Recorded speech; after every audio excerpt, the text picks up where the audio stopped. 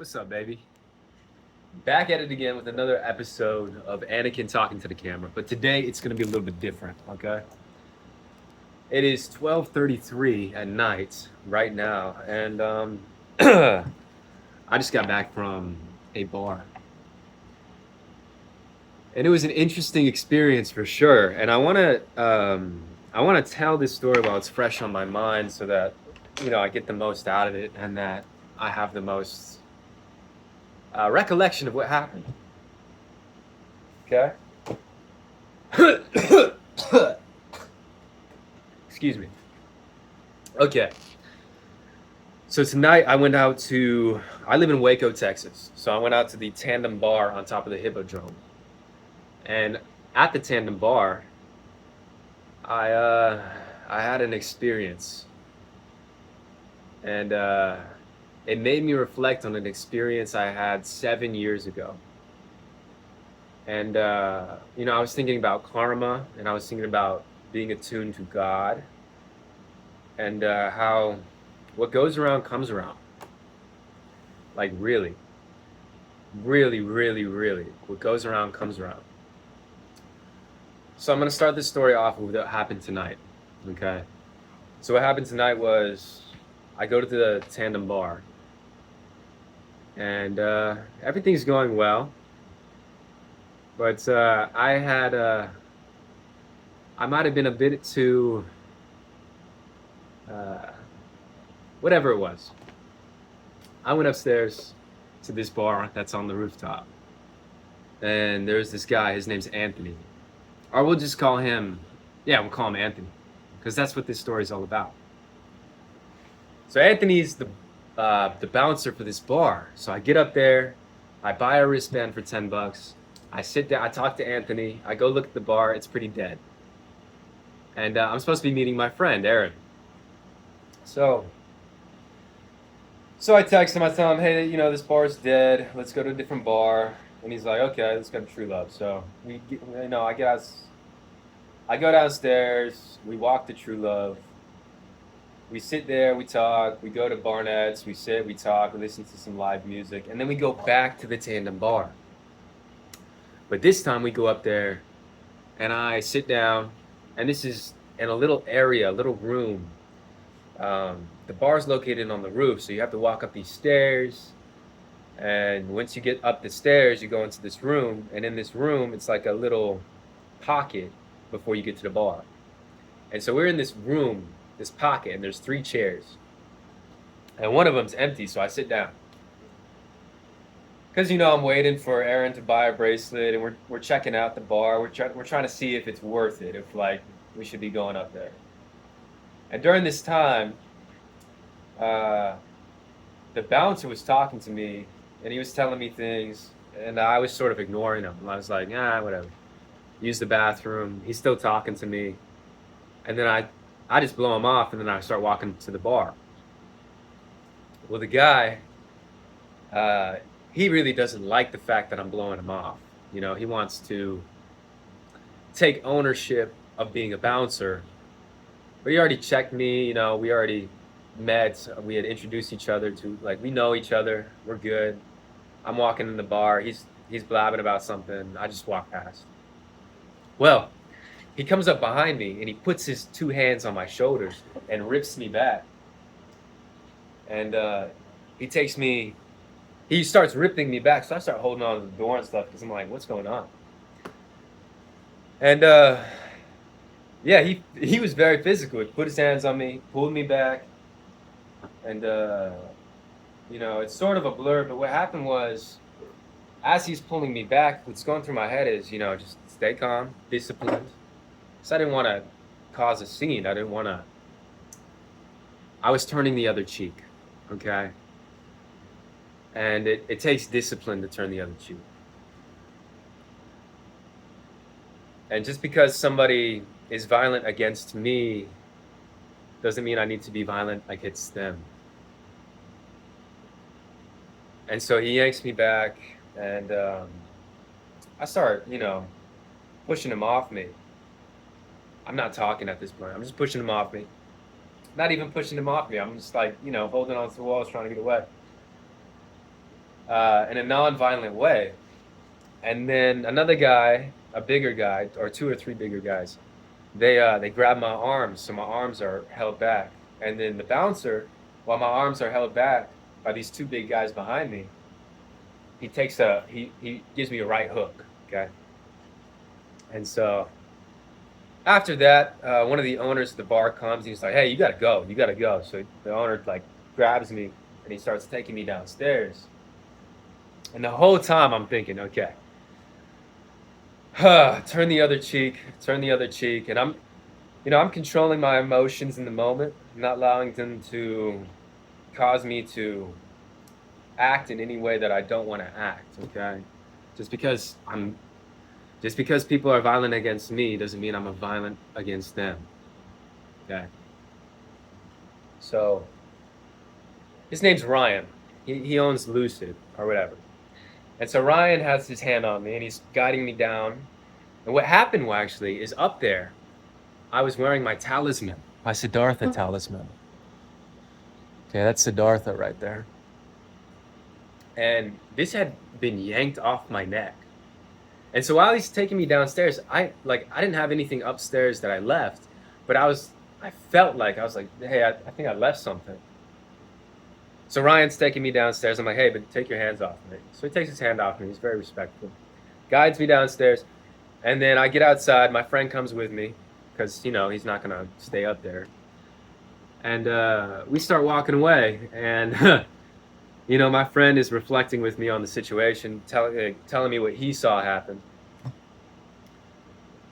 And it was a very intense, emotional thing. Like, I'm still feeling like intense emotions about it, but I'm like super grateful. And what I want to reflect on 7 years ago, okay, and this is why I'm grateful for the situation. But I want to finish the story first. So we're outside and Ryan comes back downstairs. Ryan's this really tall guy. He's got this beard. He's a really cool guy. So Ryan comes back downstairs and he brings me the talisman. And he brings it to me. He says, "Is this yours?" I say, "Yeah, it's mine." I take it. I start putting it back on. And as I'm putting it back on, my friend and Ryan are talking about the situation. My friend's explaining what happened on his side. And Ryan's saying, "Hey, you probably did something. I didn't see it, but you probably did something to upset these people. And that's not okay. We can't have you up there upsetting these people." And so,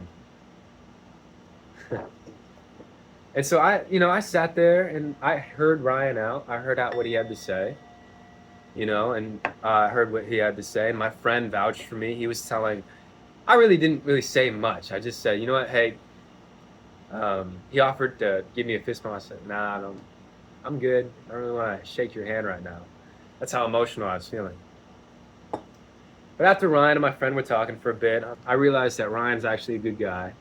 And he actually came down there to give me my talisman, which he didn't have to do. And he walked along the sidewalk, like a couple steps, which he didn't have to do. He didn't have to do any of that. And so I was like, you know what? Let me shake this guy's hand. Give him this is a cool guy. And so we're talking, and we're like, "Oh yeah, this is what happened. Situation's cool. It's fine." He's invited me back. He's like saying, "Hey, you can come back up there anytime. And next time you won't have to pay for a bracelet." But then we get to we're talking about it, and he's like, "Hey, you know what? You seem," because I don't drink. He's like, "You seem like you're a cool guy, and you said he was drinking, the bouncer." He's like, "He can't be doing that. Let me take you back upstairs. Let's go resolve this. I'll go take care of the situation." Ryan Hall, that's his name. So we walk back upstairs, and Ryan takes care of this bouncer right away. And it's in that little room, so I just go onto the bar, get another bracelet, go onto the bar. And it was a good time. Had a good time in the bar. Rest of the night was amazing. Met some people, talked, had a good time. So, and then later on that night, I was able to, Anthony, the guy who had hit me and put his hands on me, he came back up the stairs and he was with Ryan. And I said, "You know what? Hey, I forgive you. No hard feelings. We can move on." Because I seen that he was drunk and that, he needed some forgiveness at that time. But this all goes back to 7 years ago. I was 15 years old, and there was a bully on my bus, and I was going home from school every day, and this bully would sit by me, and he would say things to me to try to provoke me, try to get me a reaction out of me. And so one day I got so fed up. We would get off at the same stop, but he walked a different way home. So we got off at the same stop, and we ended up walking together because his home was really close to mine. We ended up walking home together, and I gotten so fed up with this guy talking shit on the bus and telling me things that I just didn't want to hear, and he was just antagonizing me. So just like the bouncer put his hands on my shoulders, the same exact motion. I had done that when I was 15 years old to this kid. He's walking in front of me, and I grabbed him, pulled him back. It's almost like exactly what happened to me, getting pulled back and socked in the face. It's exactly what I did to that kid when I was 15, 7 years ago. Exactly the same thing. I pulled him back, I threw him down, I slugged him, and then he ran away. He never bullied me again, but I got suspended. I had to be homeschooled the rest of the year. I didn't have to be, but I chose to be. But that happened. I had done the same exact thing. And so the whole message here is like, what goes around comes around. How you treat others is how you're going to be treated. And even if it takes 7 years, like the car ride home, I was just so thankful. I was in so much gratitude because, like, finally it was delivered to me. It was finally delivered to me. The Lord, like, the Lord, universe, the source, finally showed me what I had done. And finally it made its way around back to me. And for that, I am grateful. And just like I forgave that guy Anthony, just like I forgave him today, that's how I would like to be forgiven by that guy who I assaulted when I was 15 years old. And so, when things like this happen, it's like, it just puts me in this, it just makes me so grateful. Because it showed me exactly what I did. And it showed me exactly what I don't ever want to do again. And the amount of growth that I've been through in these past 7 years is monumental, but I still needed this scene because there was some trauma there. There was like, I felt guilty for doing that, as I should. I mean, I was a kid, I didn't know any better, and I felt like I was being antagonized, but at the same time, nobody should ever use violence, including myself. And the fact that I used violence is why I think, or why I believe that I attracted what I attracted tonight. And I'm just so grateful for it. And that's my story. That's the story I have tonight. So thank you guys for tuning in.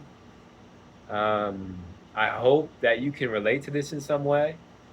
I hope that this helps you. And if you are one of those guys that I mentioned the name of, I really do respect you. And you're all really good people. And yeah. So thanks for tuning in, guys.